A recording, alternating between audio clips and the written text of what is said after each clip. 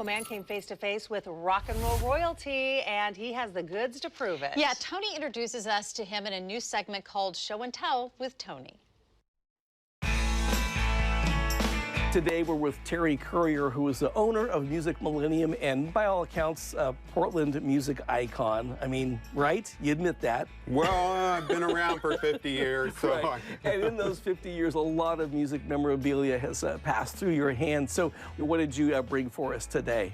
I brought a very early Beatles album here. This came out before they got signed to Capitol Records, and they had all their hits in the United States. And it's special because? It's signed by Paul McCartney.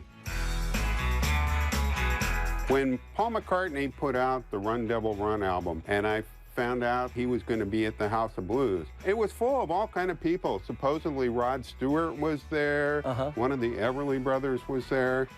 And I had this record under my arm, and Donna, my Capitol rep, said, I don't know if anything's going to be able to get signed, but just hang close to me. I get up to this room, and there's about 15 of us, and they said, going to have you all stand in a circle. Paul's going to come into the room, and he's going to get in the circle, and he's going to say hi to all of you. There's protocol, there's etiquette. Yeah. Yes. Yeah. So Paul gets in the circle, and he starts going around, and he says hi to people, and he gets to me, and I talk to him for just a second, and I go, Paul, would you mind signing this record? And he goes, I'm not supposed to sign anything.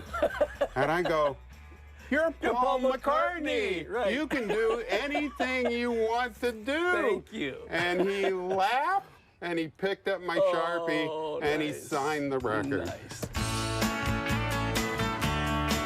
What do you think it is about this attraction we have to artifacts from music's past that makes it so fascinating for us? I can go into my record collection and I can pull something out, and it has an additional memory other than the music itself. Right, yeah, it's the music is one thing, but it's the associations we have with that music that we sort of want to keep coming back to it. Is that right? Yeah. Yeah, you know, yeah, it's we like, need it.